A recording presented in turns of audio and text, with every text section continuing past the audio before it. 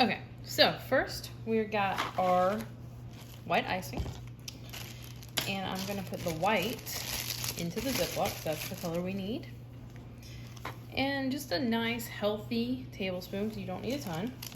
Now when you're using a piping bag, they're triangle, so they really are only like this. But since we're gonna use a sandwich bag, just make sure you put it down into one corner of the bag.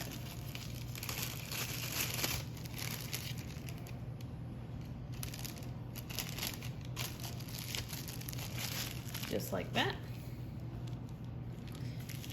As you can see, this is the corner. And we'll cut off this end later. So I'm just gonna twist it like that and just put it aside. Then we need a little bit of yellow.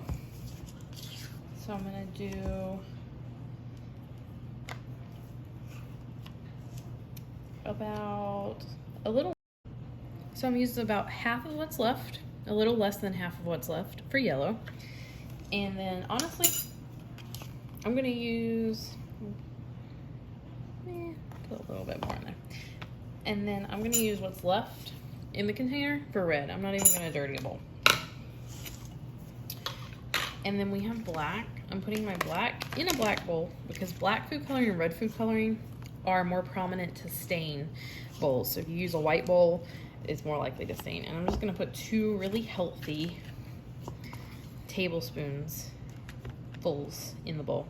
And we still have chocolate frosting left. If you have frosting left over, save it for tomorrow because I'm gonna show you something really cool. So you can just use the brown, but I want it to be black because I want it to be more true. So I'm gonna start with 4 drops of black. And chocolate frosting is just so much easier to get black than trying to turn white frosting black. Because if you add black food coloring to white frosting, it turns gray. All right, and we're gonna add just a little more. And this is airbrush frosting, so it doesn't taste bad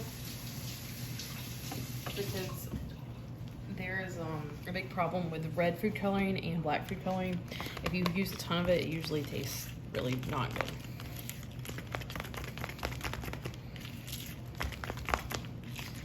All right. I feel like that looks pretty good.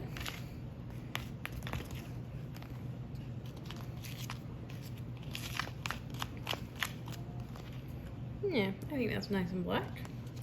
And then the one that's in here, we're gonna make red.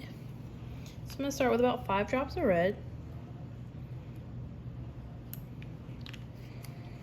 Hope you guys were counting. And give this a good stir too.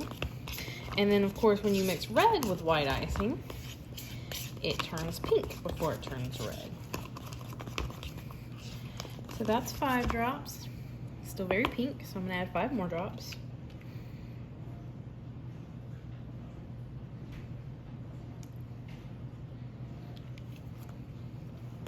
And these 2 colors are still from our dollar coloring thing that we used for our eggs last week.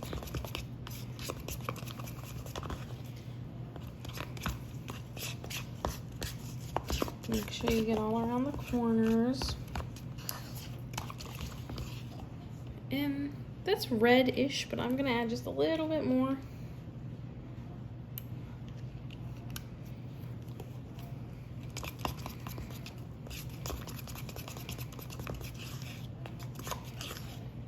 If you want it redder, you can add more, but I think that's good. And then this one is gonna be yellow, which is gonna be the easiest color that we're making. So I'm gonna put 5 drops of yellow. And the thing with yellow is it looks orange until you mix it.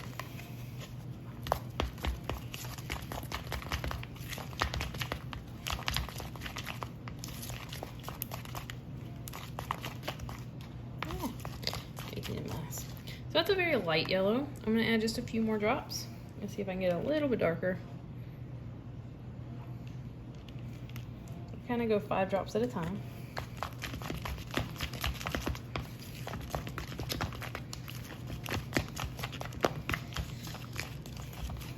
All right, so we got yellow, red, black, not black, black, yellow, red, black.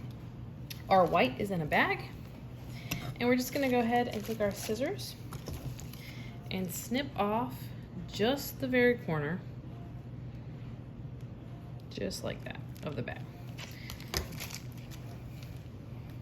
So, what color's first? So sorry, guys.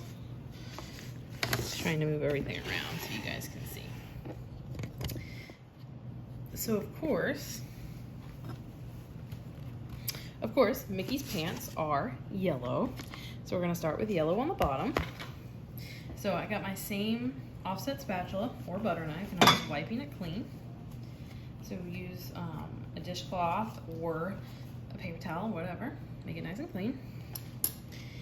And I'm just gonna put yellow frosting on the back of my spatula and start on the bottom.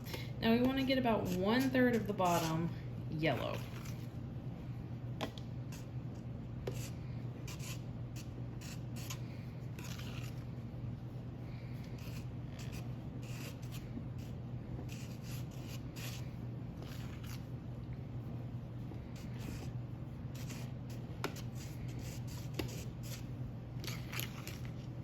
And if you find that your frosting is a little too thin or you would like it thicker, you can just add some powdered sugar to it.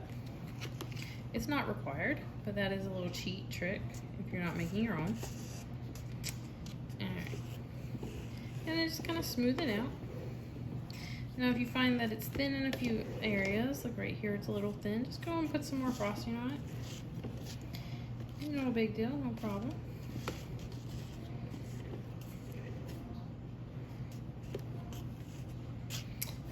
Wipe off my spatula again, and we're going to do our red or our pink. That goes in the middle because that's going to be Mickey's shirt.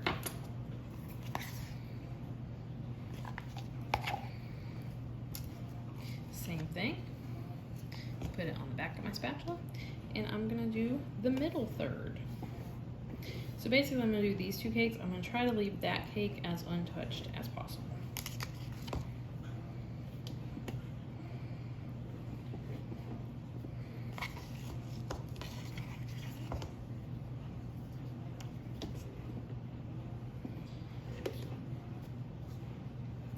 And the more color you add to this canned frosting, because the color's water-based, it's liquid, it'll get more runny. So absolutely don't hesitate to add some powdered sugar.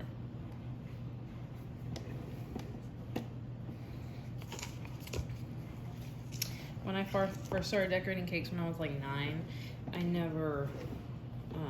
didn't make my own homemade icing just yet, so I always used canned icing. And I didn't learn the trick of adding powdered sugar until much later in my life, because that would have helped me a lot trying to make roses and different decorative things. So it's just kind of a little cheat. Alright, so just kind of smooth it out to the best of your ability. Again, if you got some thin spots, just go back over it with more red. So now we have his shirt and we have his pants. And I'm gonna wipe this one off again.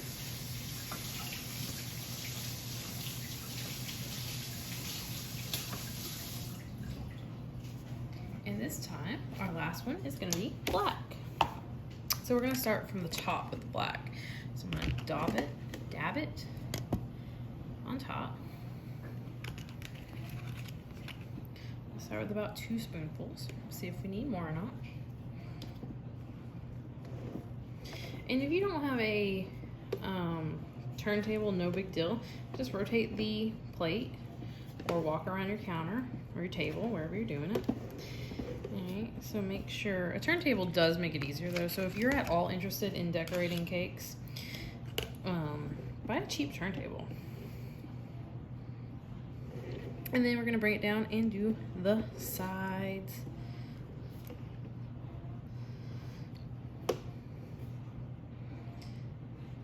And if it mixes a little bit with the red, no big deal.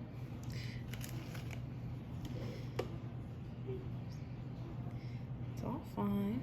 And always remember, there is a back and a front. So if you messed up on it, guess what? That just becomes the back of your cake. Even professional cake decorators, I've watched Buddy Valastro and them do it, and they'll make a mistake or something, and they'll be like, all right, well, our cake has a back now. So don't worry, especially if this is your first time decorating a cake, or you've only decorated a cake a few times. You gotta learn. All right, so don't expect it to be super smooth either. Just like that. I think we're gonna make that the back, which would make right about here the front. So I'm just gonna try to cover up this red spot right here where I accidentally mixed in the red frosting, but if we can't, it's fine, no big deal.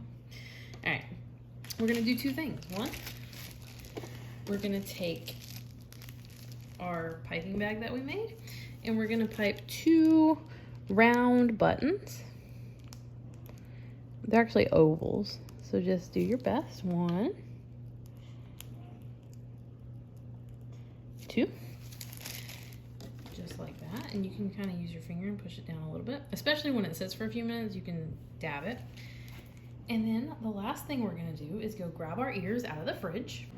Okay, these are our ears right out of the fridge. And because they're on the wax paper, they peel right off just like that. So we're just gonna bring our cake over here, stick the ears in, and we are good to go.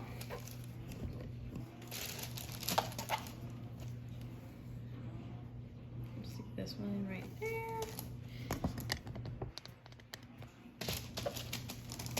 This one in right here. And one of the ears is a little bigger than the other. No big deal. Ain't no thing but a chicken wing. And there you have it. Your very own Mickey Mouse cake.